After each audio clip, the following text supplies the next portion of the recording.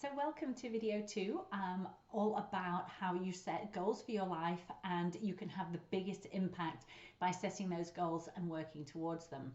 The video will be a little bit longer because I have quite a lot to cover, but it will be worth it. So I have a question. Do you wake up every morning with a sense of purpose and looking forward to your day?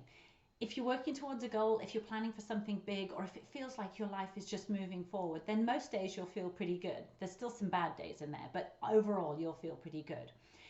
A meaningful life like that doesn't happen by accident. If you don't decide what you want, then other people will decide for you. Your boss will set your goals for you. Maybe your spouse will tell you what the plans are for the year, or your kids will tell you. And life will just kind of pass you by. But when you create a plan for your future, it gives you three things. Number one, gives you focus. You get more done because you're focusing your energy on specific objectives, specific targets, specific goals. Number two, it gives you clarity. You know exactly what you want to focus on and why. And it also allows you to say no to the things that don't actually get you closer to your goals. And the third most important thing, it allows you to take control of your life. You don't trust fate, you don't trust other people's decisions to decide the direction for your life. You're intentional, you decide exactly where you want to go and what you want to achieve. And also, it stops you from being a victim. When things happen, you can turn it into a positive. It's something that's happened for you, not to you. And you get to control your destiny, you get to control where your life goes.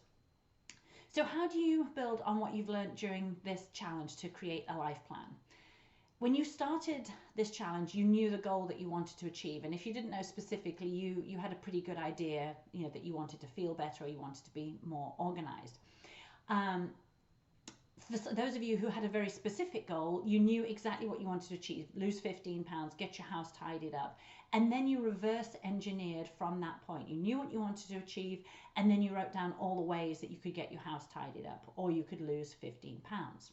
Well, life is just like that. You should always begin with the end in mind. And what is the ultimate goal of your life? It sounds weird, but it is the legacy you leave when you die. It's what you want people to say about you at your funeral, because the only thing that you leave behind is the impact that you've had on other people. It doesn't mean that you have to create a multi-million-dollar company or invent something mind-blowing. It is simply the impact that you've had on family, friends, co-workers, anyone that you interact with. So what do you want your purpose in life to be? Do you know what you want to have achieved by the time that you die? And do you know what you want people to say about you at your funeral? Like I say, it sounds a little bit weird, but when you know these things, it creates focus and momentum in your life. So to give you an example, I know that I want to be the best grandparent that has ever lived.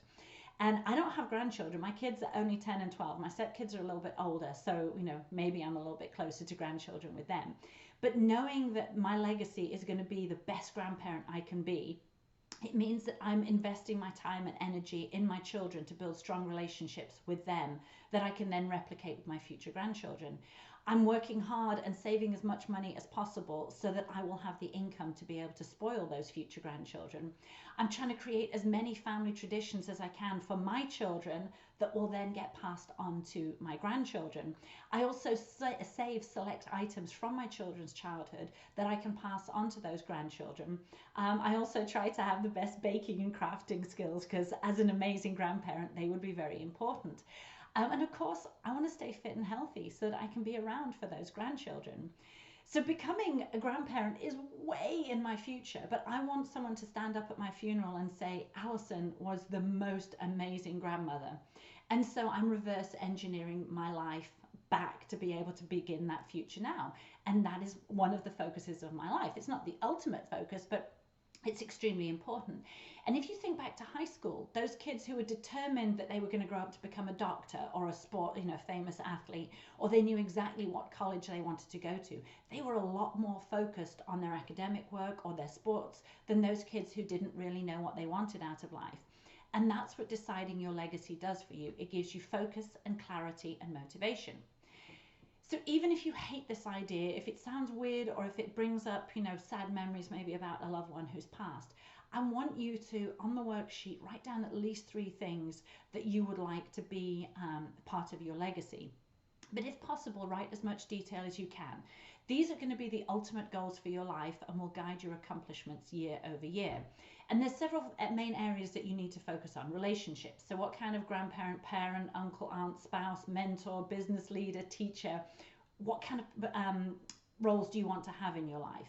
And how can you make each relationship significant? If you're religious, obviously your relationship with God and spirituality would fall in here. You then need to look at your finances. How much money do you want to leave in your will, and who do you want to leave it to? Family members, charities, trusts? Or it's okay if you want to leave no money because you've spent it all on having the most amazing experiences with the people in your life. Your health, what did you weigh? What was your overall health act like? How active were you? Your career, where did you work? What level did you rise to? When did you retire? Who did you mentor? Who did you teach? What did you earn? What tangible results did you leave? Was it training programs, books, videos, physical results of your work? And then things like assets. Where did you live? What did you own? What was your lifestyle like? What did your days look like? Did you travel? How much time did you spend with the people that you love? So I want you to use all the skills that you've learned during this training, this 6-week challenge, to be able to plan out your legacy in as much detail as possible, or just simply list everything that you want to be remembered by. Because when you've done this, you've summarized, and then when you've done that, so that's a lot of work, but it's a lot of thinking about it, but it's very important. And then when you've written down everything that you want to leave as your legacy, try to sum it up into 1 or 2 sentences. So my legacy statement is that I want to positively impact the lives of everyone I meet, especially my family, and I want to build a business that allows me to be financially independent and travel anywhere in the world with anyone I want, which of course includes these future grandchildren. And so I have that statement written down, and I look at it every time I plan my month out, because it gives focus and clarity to every decision I made. So that was a lot, all about legacy. But even if you just write down 2 or 3 things that you want to achieve, rather than going into a lot of detail, that is your ultimate goal in life. It's the reverse engineering. You know what you want to be remembered for, and it gives focus to your life. So when you've done that, for many of you, I never think about dying, so it seems so far off. So we need to break that down into a slightly closer step. And that would be, what do you want to achieve in 10 years? So in 10 years, you can achieve way more than you think you can. And so I really want you to think big, but I want you to use the 10-year plan as a stepping stone to your legacy. So you've got to think about, what would you have to do in 10 years to get you as a stepping stone to your ultimate legacy. And you don't have to worry if you don't know exactly how you're going to achieve the goals on your 10-year plan, because you have plenty of time to figure it out. Because if your goal is, say, to live in a mansion by the ocean in 10 years time, write it down, because you'll either have figured it out and your life will be amazing. But you know what? If you're working with purpose and intention every day to earn that mansion, and you don't earn the mansion by the ocean, if you end up living in a 5-bedroom house on a lake, you won't have hit your 10-year goal, but you'll have certainly got a lot closer, and your life will be so much better than if you didn't write that down as a goal and you're still staying in exactly the same house. Now, of course, if you love your house, that wouldn't be a goal that you would set. But you get the idea. It's the same thing if you set the financial goal of making $1 million in 10 years, but you have no idea really how to do that. But you work with focus and determination every day to hit that $1 million. You may only earn $500,000 in 10 years, but you know what? That is still so much better than if you hadn't set that 10-year goal of creating $1 million. So when you decide what your goal is for 10 years and you figure out all of the ways that you could hit that goal, you're going to get much closer to that goal than if you have no plan. So list all the things that you want to achieve in 10 years, and then list all the ways that you could achieve that goal, even if it seems crazy. 10 years is far enough that you really can think big, set ambitious goals, and aim as high as you possibly can. And again, for 10 years, focus on relationships, finance, health, career, and lifestyle. Okay, we're almost at the end. For most people, and I know in me included, and I'm a future planner, 10 years still seems a long way off. So I have huge dreams and goals for 10 years, and I don't really know how I will achieve them. So I need another stepping stone to get me to my 10-year plan, and that is 5 years away. So a 5-year plan has to be slightly more realistic. So for example, if I want to have $500,000 in my retirement account in 10 years, That I have no idea how I would achieve that. But I can imagine in 5 years' time being debt free and maybe being able to max out my 401k plan and whatever the 401, that's like your pension plan. I don't even know what that is in England.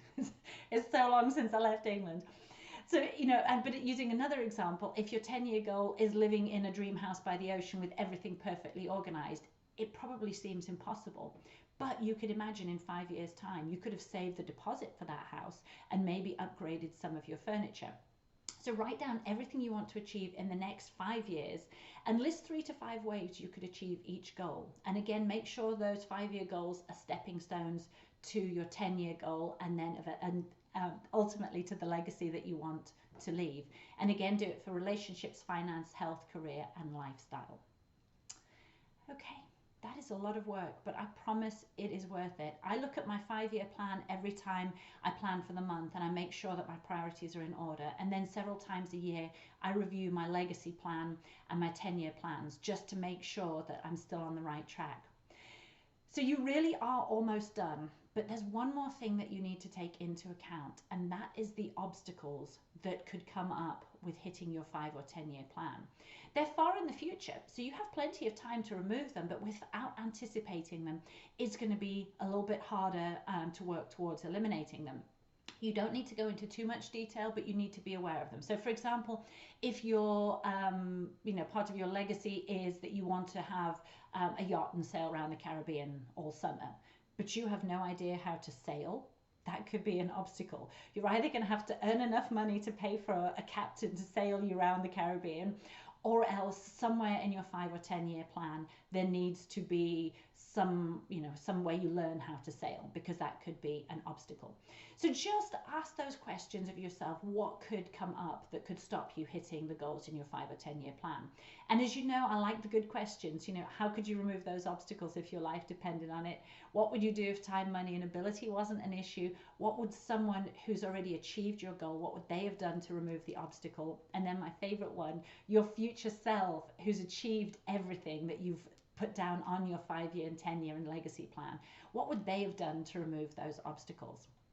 So once you've done this, you've got everything you need to start creating your 1-year plan for 2020. If you hate the idea of planning for your legacy and you struggle to imagine what life would be like in 5 or 10 years' time, then don't worry about that. Just start on making 2021 your best year ever, and I will see you in video 3.